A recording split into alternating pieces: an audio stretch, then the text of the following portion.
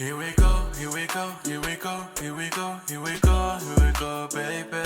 Bonjour tout le monde, bienvenue sur Trait d'Union. J'ai la joie de retrouver Diaba aujourd'hui pour un nouveau podcast. Diaba Semega qui est écrivaine, Diaba Semega qui est entrepreneur. Oui, il y a mes heures perdues. Et avec qui on va parler de différents sujets, dont celui-ci qui est un sujet lié à la culture, un sujet qui questionne notre vivre ensemble et sur notre capacité à vivre autour d'une culture commune. Donc la question est-ce qu'il est possible de vivre suivant une culture commune? Par exemple, là, en France, on a différentes identités, différentes appartenances culturelles, mais est-ce qu'il serait possible, dans un futur proche ou lointain, de vivre en fait tous sur le territoire suivant une seule et même culture? Mythe ou réalité? Qu'est-ce qui te vient à l'esprit si je te pose cette question? Alors, ce serait une question qui me viendrait à l'esprit. Ce serait une culture commune basée sur quoi? Parce que la culture, c'est l'histoire souvent. Direct, toi, tu... Ok. Non, c'est bien de définir les termes. Ouais. Et c'est pour ça que c'est ce qui m'intéresse. La potentielle culture commune, elle serait basée sur quoi? Est-ce que ce serait basé sur l'une des cultures majoritaires?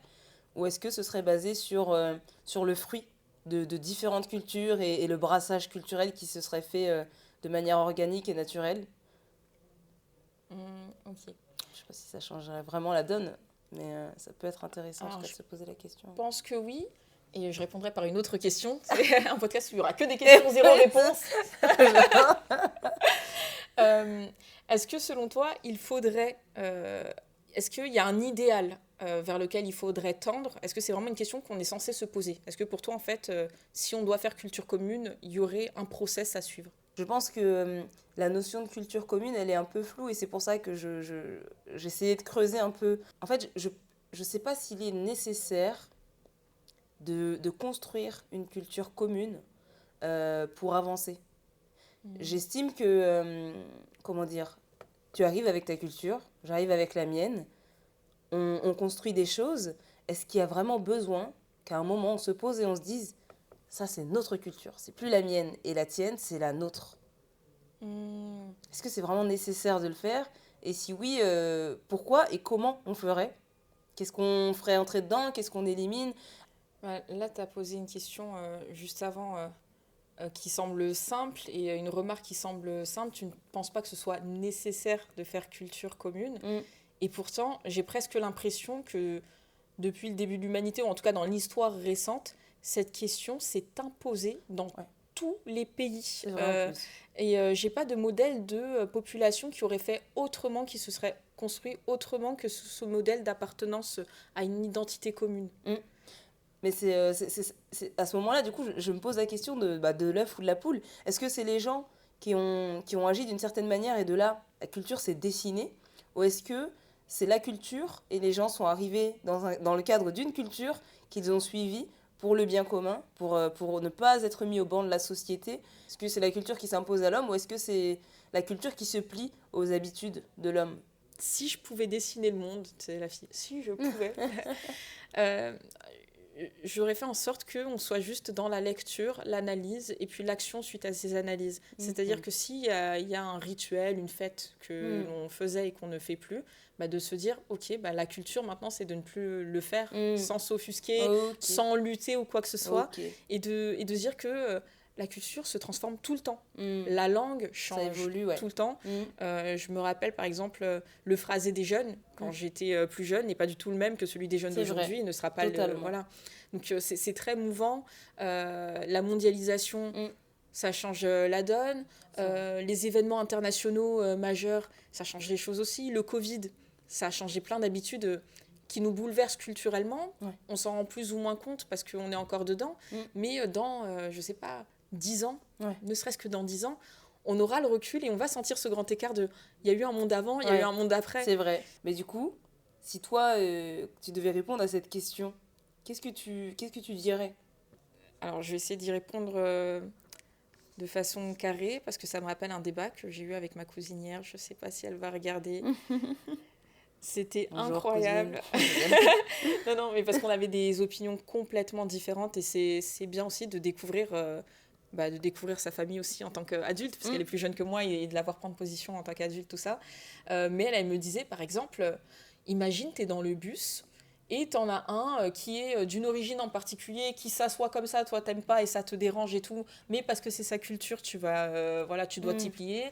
L'autre qui s'assoit comme ça, tu n'aimes pas. Enfin, c'était des exemples très grossiers, mais voilà, qui illustraient l'idée que même déjà là, actuellement, dans le vivre ensemble, parfois ça peut être compliqué parce que il y a deux discours en fait extrêmes qu'on entend tout le temps et il n'y a pas la voie du juste milieu. Oui. C'est soit, il y en a, ils vont rejeter tout en mode tout ce qui vient d'ailleurs n'est pas bon et qu'il faut préserver. Je ne sais pas ce qu'il y a à préserver parce que par exemple la France d'aujourd'hui, comme on disait, le côté changeant n'est pas du tout la même culturellement que la France d'il y a 100 ans. C'est vrai. Enfin, mais il y a un truc, il y a un idéal à préserver et que les influences de nouvelles cultures ou de cultures étrangères viendraient perturber la chose. Et à contrario, il y en a qui vont dire le complet inverse. On se nourrit des différences de chacun et c'est par les différences... tout le monde n'est pas réceptif à ça. Et là, en fait, la question, c'est si on compose avec les différences, quelles sont les différences qu'on arriverait à donner, qu'on voudrait donner sur l'espace public et quelles sont les différences qu'on ne voudrait pas recevoir ou qu'on accepte, c'est même pas au-delà de la volonté que culturellement on n'est pas conditionné à recevoir parce que des fois c'est pas que de la mauvaise foi. Tu vois, je pense que c'est vrai, oui, des fois il y a des frictions naturelles qui se font parce que c'est peut-être un envahissement dans l'espace notre zone de confort et du coup ça nous expose à des choses qu'on n'a pas l'habitude de vivre. Ça peut être source d'expériences négatives. Est-ce que tu penses que comment dire, qu'un ajustement est possible et si oui, de quelle manière, comment on trouve le juste milieu? Est-ce que tu penses qu'il y a une manière de faire, genre un mode opératoire qui permettrait de définir ce juste milieu, qui permettrait de cohabiter, de se dire ça, on le laisse, ça, on l'exprime, ça, on le garde de notre héritage culturel et on peut le partager avec le reste du monde ou ça, on peut pas? Je pense à une conversation qu'on a eue tout à l'heure en off, où on parlait de l'écoute. Totalement. C'est exactement ce à quoi j'ai pensé. Télépathie. On est connecté, c'est fou. Et je pense que c'est vraiment ça le frein. Des deux côtés, j'ai l'impression qu'il y a un mur communicationnel. Et souvent, c'est pas pour critiquer ou quoi que ce soit. Là, je ne prends pas parti, je dis juste ce que je vois. Tu vas avoir des gens qui sont... très discriminants, racistes, etc., qui ne sont pas du tout à l'écoute des personnes en fait, vers qui leur discours haineux se porte. Voilà. C'est vrai. Et d'autres qui vont être dans l'extrême volonté d'acceptation et qui ne vont pas être à l'écoute parce qu'ils se disent qu'ils sont dans le camp des gentils, qui ne vont pas être à l'écoute de ces personnes-là. Alors, et le truc, c'est que quand on a ce genre de débat, c'est tout le temps sous le prisme de qui a raison, qui a tort. C'est vrai. Totalement. C'est complètement... Il n'y a pas de à tort ou à raison, c'est des ressentis en fait, c'est propre à chacun. Complètement. Moi, j'ai pensé exactement à la même chose, à l'écoute, mais pas sous le même angle. Moi, je me suis dit, s'il devait y avoir une solution pour ça, pour trouver cet équilibre et ce juste milieu, il partirait forcément d'une communication. Et pour ça, ça passerait par de l'écoute et ça passerait par de l'échange au sujet de ce qui convient et de ce qui convient pas. En fait, c'est simple, je pense que c'est les rapports humains. C'est hop, on avance ensemble. Ah, j'ai marché sur tes plates-bandes, tu me fais savoir que ça te plaît pas. Ok, on fait un ajustement et du coup, je saurai. Et mais tu me fais comprendre que c'est important pour toi. Qu'est-ce qu'on fait? On se pose, on en parle. Est-ce qu'il y a moyen de dénouer le truc ou est-ce que vraiment, c'est pas possible? Et je pense qu'avec de la bienveillance, il y a moyen en tout cas de dénouer pas mal de problèmes. Après, est-ce que tout pourrait se résoudre comme ça? Je sais pas. Est-ce qu'il y a vraiment des enjeux culturels qui mènent à des impasses? Genre, moi, je peux pas supporter ça qui fait partie de ta culture, et toi, tu ne peux pas abandonner ça qui fait partie de ta culture. Je sais pas s'il y a vraiment des impasses de ce genre-là, et si oui, j'avoue que j'aurais pas forcément la réponse de... Mais s'il y a des impasses... Est-ce qu'il faudrait forcément qu'on les qualifie d'impasse ou est-ce qu'il n'y aurait pas de nouvelles solutions? Parce que j'ai l'impression qu'on est bloqué dans des schémas de pensée. Par exemple, ce que tu proposes, ça me semble tellement limpide et c'est naturel en fait. C'est ça en fait. Je me dis, on devrait fonctionner comme ça. Ouais. mais on est le fruit de siècles, en fait, d'histoires de domination, dominée, de guerre, de Ouais, machin chose. c'est vrai. Et c'est tellement ancré dans les gens qu'une proposition aussi naturelle que ça Ouais. pourrait sembler, en fait, euh, être un ovni, Aberrante, tu ouais, vois. c'est vrai. Alors Et c'est que... fou, hein. Pardon, c'est vraiment l'essence des choses qui devient le côté bizarre des choses. Mais c'est vrai que si on en revient à l'essence, c'est comme ça qu'on crée du lien quand on est enfant. Mm. Si tu fais bien attention, quand on va en cours de récréation, dans les relations qui se créent naturellement, on ne parle pas des barrières ou de ah attention, il risque d'y avoir tel ou tel quiproquo parce que telle personne ne partage pas le même héritage culturel ou le même bagage que toi en termes de connaissances. Moi j'ai eu la chance du coup de grandir en banlieue parisienne, il y avait un énorme brassage culturel à l'école en maternelle et en primaire, puis même après. Et, euh, et c'est vrai que quand on est enfant, on n'a pas cette crainte à l'idée de ne pas se comprendre et à l'idée de devoir faire face à une impasse sur le plan culturel.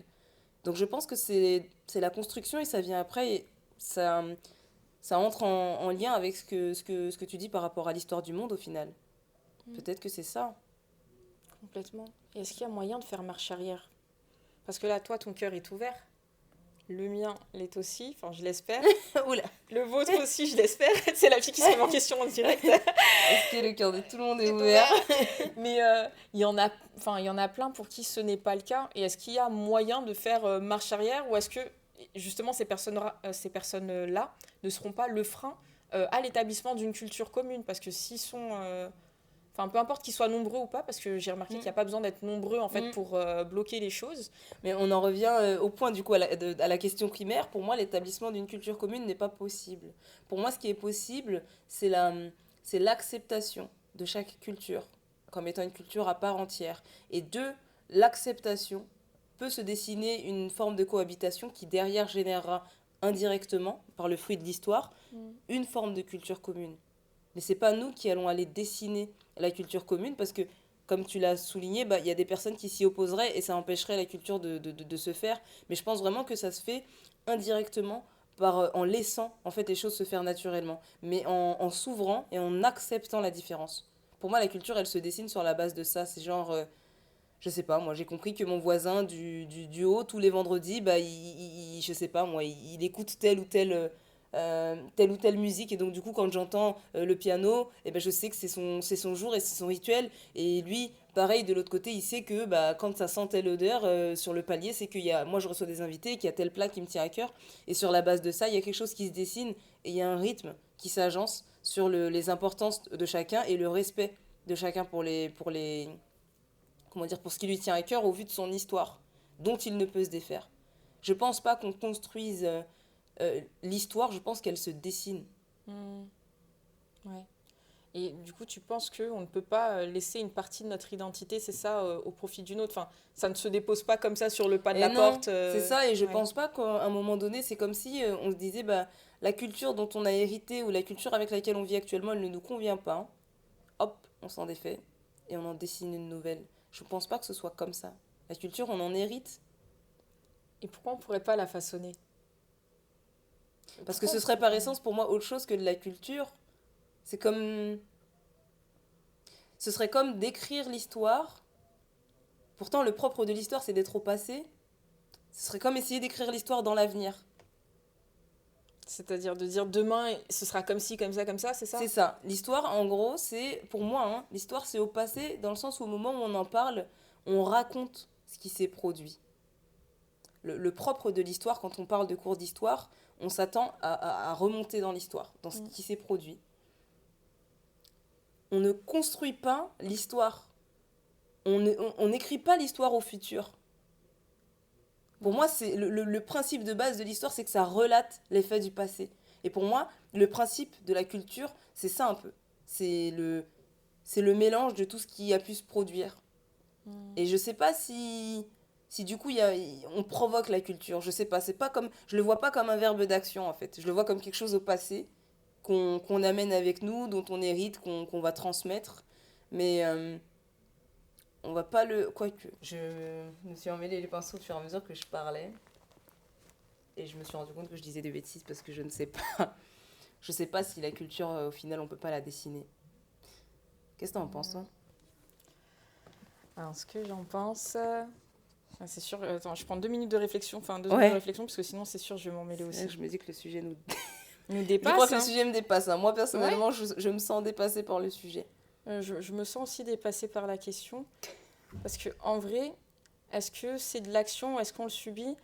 Je pense qu'il y a un peu des deux. Par exemple, tu citais l'histoire et qu'on n'écrit pas l'histoire de demain, tu vois.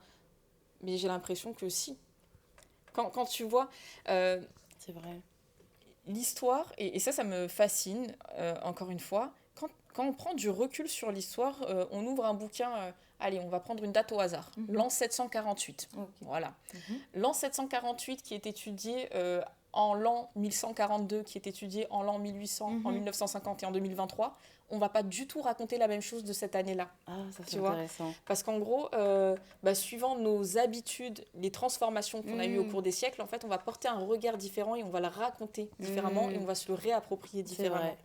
vrai. Donc la culture, certes, on a cet héritage-là, mais on peut se demander aujourd'hui qu'est-ce qu'on en fait avec tout ce qui s'est accumulé.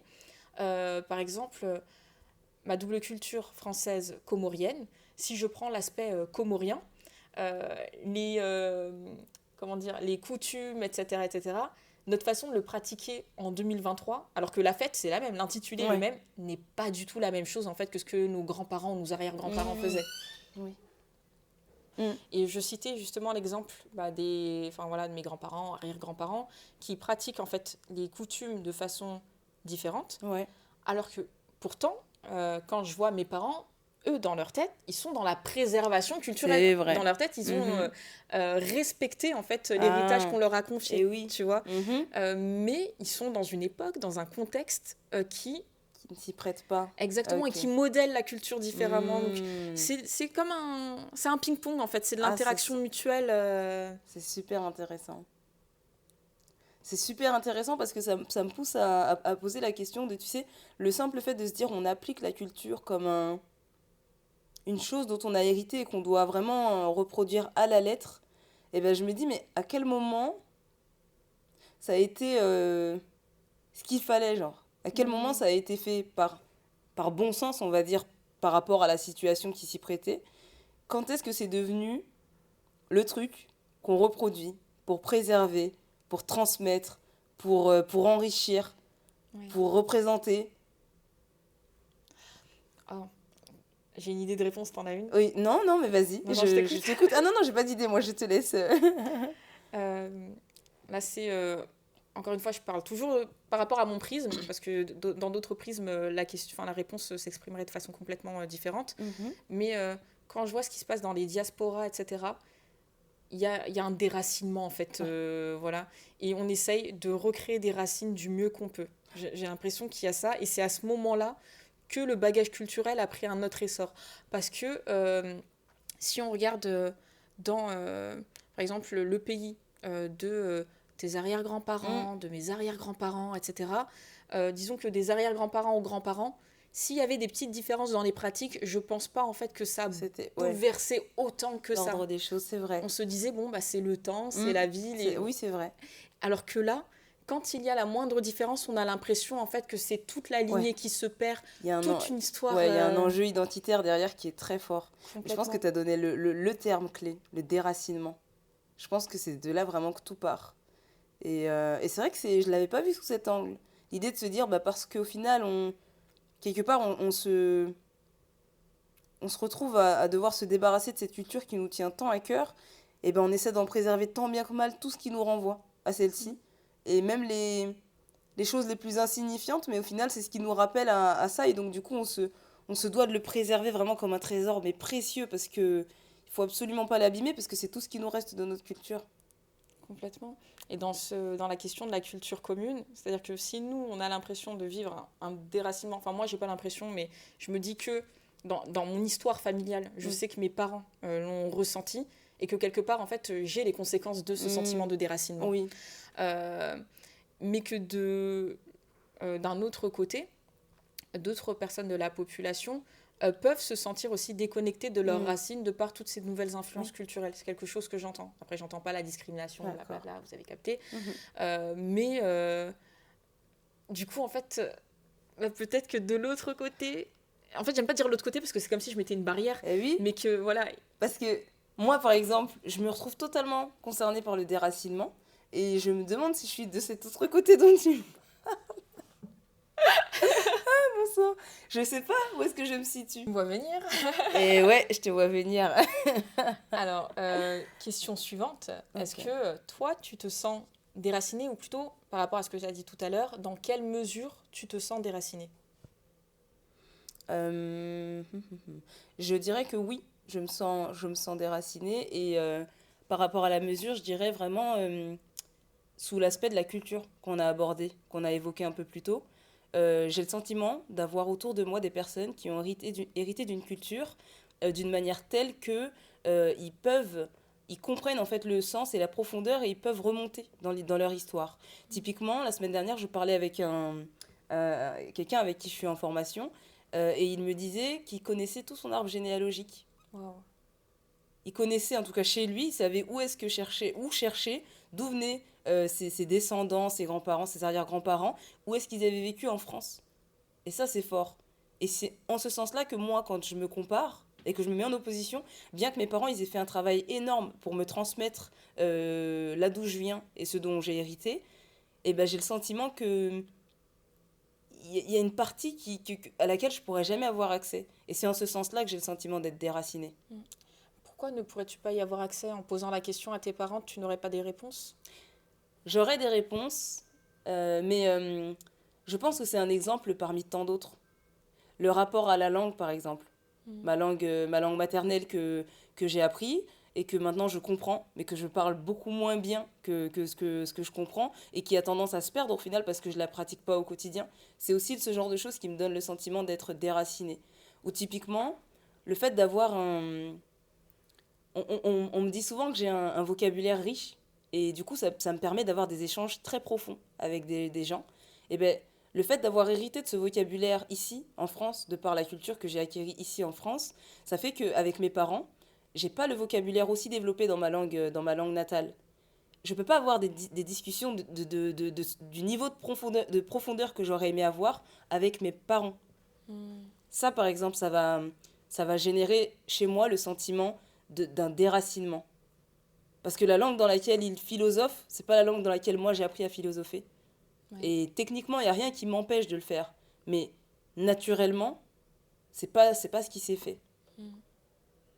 Est-ce que ça J'avais va, pas pensé à... Ouais. ça te répond? Et est-ce que par rapport à ça, en le regardant sous cet angle-là, tu as le sentiment, du coup, d'être déraciné ou pas du tout, malgré tout pour autant? Pas du tout. Après, c'est peut-être du déni, hein. Ou Ça se pas, pourrait. hein, qui sait, peut-être qu'il n'y a pas forcément besoin d'avoir ce ressenti. Je sais pas, parce qu'au niveau de la langue, ça va. Et puis là, je remercie quand même ma maman qui... bon, mes parents m'ont transmis la langue, mais ma maman est très dans la communication. Mm. Et ça m'a beaucoup aidée, sachant que, bon, tu l'as vu au cours de cette journée, j'ai pas forcément facilité à exposer ma vulnérabilité. Et ma mère est beaucoup plus forte là-dessus. D'accord. Donc tout ce qui est communication des sentiments, Mm. quand elle s'adresse à moi, elle s'adresse en comorien, bien qu'elle parle français comorien. D'accord. Donc la profondeur des sentiments, tout ça, je l'ai Ah, essentiellement apprise en comorien. Et ça fait que même, par exemple, quand je veux communiquer avec elle ou j'anticipe une communication, Mhm. mon cerveau, il switch, en fait, il ne pense plus en français parce que la langue dans laquelle j'arrive le mieux à exprimer Mm. mes sentiments, C'est un comorien. c'est en comorien. C'est très fort ce que tu dis. Après, en français, je me dépatouille plutôt Oui, pas mal. Hein, donc, et oui, forcément. Mais c'est très va. fort et ça me renvoie à ce que je disais un peu plus tôt par rapport à ma culture et par rapport au fait que chez nous, l'expression des sentiments, c'est quelque chose de très tabou. Et ça fait que même dans le langage, dans la manière dont c'est abordé, il n'y a pas les termes appropriés. Et même moi, j'ai plus tendance à penser les sentiments en français. Tellement pour moi, c'est propre à cette culture plutôt qu'à celle dont j'ai hérité de mes parents. Et du coup, par rapport à ce que tu dis, je trouve ça super fort parce que c'est pas le cas de tout le monde. Et c'est impressionnant de se dire que quand tu penses émotion, tu penses dans ta langue maternelle. Ouais, C'est... ça me fait bizarre dit tout. Mais, et là, du coup, je me rends compte que, à contrario, tout ce qui est sujet de société, etc., Mhm. quand je pense en fait les difficultés que rencontre chacune des sociétés au fait, où mes cultures sont liées, j'aurais tendance à les penser plutôt en français. Parce que les débats, on me les a instaurés en français. Le cheminement, La réflexion qu'il y a derrière, ouais. en français, la philosophie, mes cours de philo étaient en français, l'histoire en français, bref. Enfin, j'aurais aussi voulu les avoir en comorien, je pense, hein, pour pouvoir approfondir certaines questions qui me semblent cruciales. Voilà, je ressens un manque, du coup, à ce niveau-là. Mais j'irai pas jusqu'à dire que j'ai l'impression d'un déracinement. Ok. Coucou, c'est Louisa. Je prends quelques secondes pour vous faire un petit aparté et vous annoncer 2 choses. Donc la première, c'est qu'il y a eu un fou rire qui a été cuté un peu bizarrement, mais c'est qu'il a été tellement long. Et la deuxième, c'est que l'image va se couper à un moment donné, mais que le podcast continue. C'est juste que la batterie de la caméra s'est éteinte à ce moment-là, mais on a le son, ce qui nous permet de vous proposer, de vous offrir la suite de ce podcast. Bonne écoute. Et du coup, peut-être que, comment dire, je vais pousser un peu plus loin parce que... Je m'accroche parce que quand tu pousses un peu plus loin... Non, t'inquiète, je vais pas loin. Promis, je vais pas très loin, mais c'est surtout pour observer la chose sous un autre angle. Est-ce que, enfin, jusqu'où tu as le sentiment que ce dont tu as hérité culturellement t'impacte dans ton avenir, Dans mon avenir... dans la manière dont tu vas te dessiner, ouais. Parce qu'au final, je pose cette question parce que c'est l'une des particularités du déracinement. On dit que quand on ne sait pas d'où on vient, on ne sait pas où on va. Et du coup, peut-être que tu peux te dire, bah, j'ai pas de problème avec mon enracinement, mais je ne sais pas exactement où je vais. Et à ce moment-là, je te dirais, est-ce qu'il n'y a peut-être pas un problème du coup à la racine? Mais peut-être aussi qu'à l'inverse, tu sais où tu vas et à ce moment-là, ça nous permettra de confirmer le fait que non, tu n'as pas de souci avec ton déracinement. Et il y a vraiment une continuité dans ton cheminement de vie qui est en adéquation avec ce à quoi tu aspires. Ok. Je vais faire une réponse de politicien. Oui et non. On pourra couper au montage. Ouais, on coupera, je pense. Ok. Oui et non. C'est vrai que quand on... Alors, je le conçois comme une vérité. Quand on ne sait pas d'où on vient, on a du mal à savoir où on va. Mais cette phrase que tu me dis, je l'ai entendue toute mon enfance, parce que mes parents étaient très, très alertes là-dessus. Je pense qu'il y avait une peur de leur part de se dire, si je quitte ce monde, en fait, que vont faire mes enfants? Ah ouais. Et ils me le disaient tout le temps, en fait. Ou même, des fois, ils voyaient des enfants qui étaient... pas dans la perdition culturelle, mais qui n'avaient grandi, en fait, pas dans une structure codifiée précise. C'était vraiment le flou, en fait, et on avance comme on peut. Et chaque fois, en fait, mon père disait, par exemple, regarde, c'est un enfant perdu. C'est horrible comme truc. Ah, ouais. Les 2 parents sont vivants, etc. Tu vois, Ouais. c'est horrible. Mais tout ça pour dire qu'ils avaient vraiment ce truc-là qui m'ont transmis. Donc, est-ce que je sais où je vais? Pas spécialement. J'ai ma direction personnelle, professionnelle, etc. Donc, je suis droite dans mes baskets, mais après, je laisse... Enfin, j'aime bien me faire Ok. porter par les choses, D'accord. mais je sais que le delta d'incertitude n'est pas dû à mes questionnements culturels. D'accord. Pas du tout. Ok. Je me sens plutôt bien ancrée là-dedans. Après, il y a peut-être des choses que j'aurais aimé découvrir davantage. Par exemple, mon arbre généalogique, je le connais jusqu'à mes arrière-grands-parents, côté maternel. D'accord. Pour le reste, je n'en sais pas plus. D'accord. Ok. Je vois. Je comprends, ça Ouais. répond à ma question. Ça répond à ma question et je pense que oui, c'est pas un souci pour toi. Hein. T'as pas des problèmes identitaires par rapport à ton histoire, en tout cas par rapport à ton passé. Bah, du Non. coup, ça répond à la question.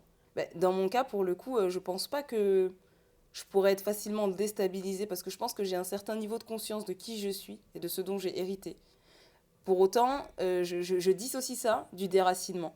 Je pense que le sentiment de déracinement, il va plus se manifester dans des circonstances où, face à moi-même, je vais me poser des questions sur... comment dire, sur ce qui doit perdurer et sur ce qui peut être laissé. Par exemple, j'ai souvent cette question de me dire, c'est un autre sujet qu'on était censé aborder, ça. Demain, si j'ai des enfants, qu'est-ce que je vais leur transmettre? Mon héritage culturel, ce sera quoi? Ce sera dans quelle langue? Qu'est-ce qui sera vraiment le gros du bagage que je vais leur transmettre sur la base de mon vécu à moi, pas sur la base de ce qui était important pour mes parents et de ce dont eux ils ont hérité et de leur enfance et de leur parcours. Vraiment sur la base de ce dont moi j'ai hérité.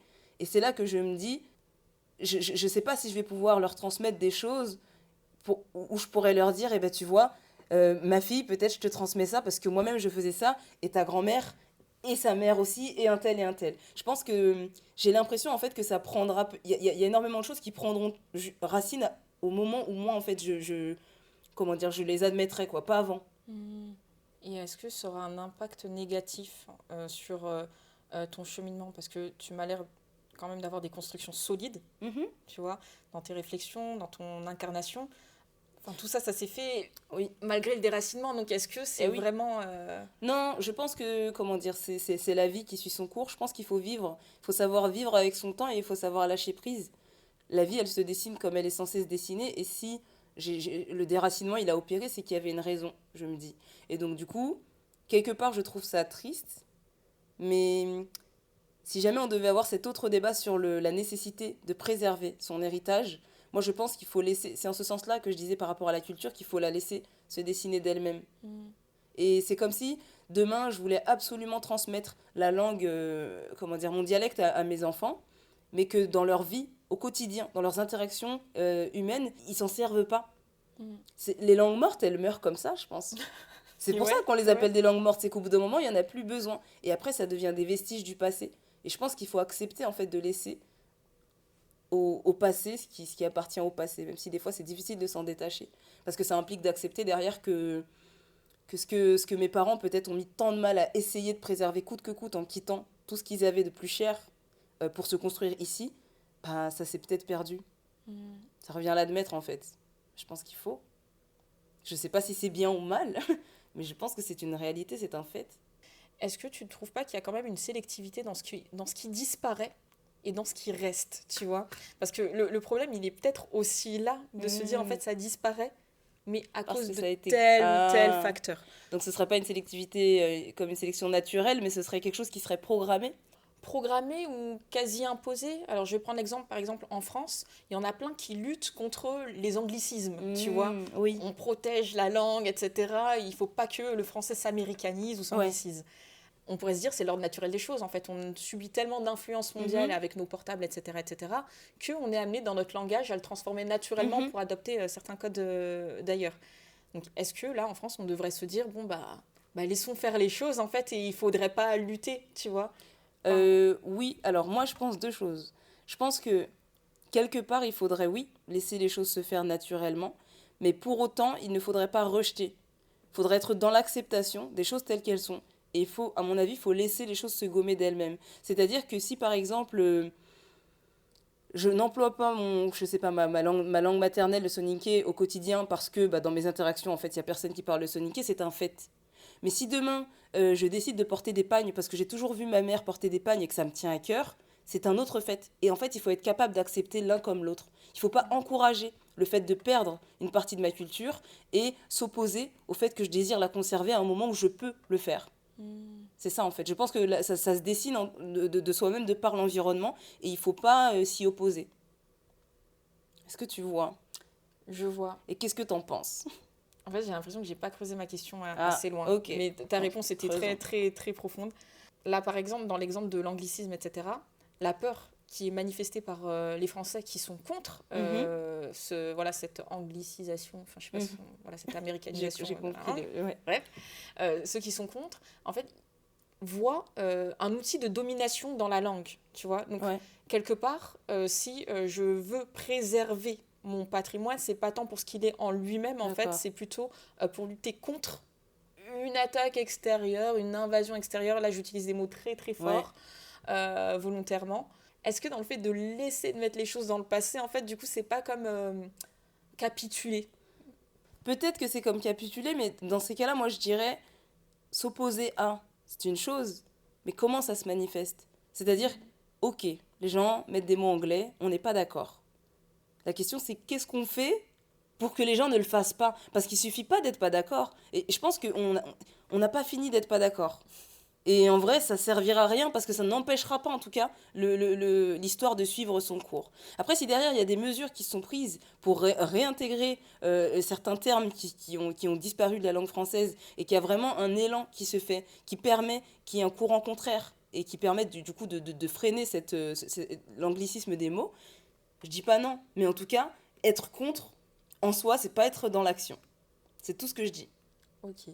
Et si on décalque ton propos au propos précédent, donc dans le cadre de la culture donc, de nos parents, etc., c'est soit ils acceptent et les choses appartiennent au passé, ou alors ils construisent... C'est exactement Ok, ça. ok, j'ai compris. On construit un environnement qui permettra aux choses d'exister de par elles-mêmes. Mais on lutte pas coûte que coûte pour absolument préserver, parce que là, ça devient en fait, ça devient de l'encombrement. Je dirais que ce serait une sorte d'encombrement culturel. C'est genre, ça va rester là parce que j'ai besoin que ça reste là.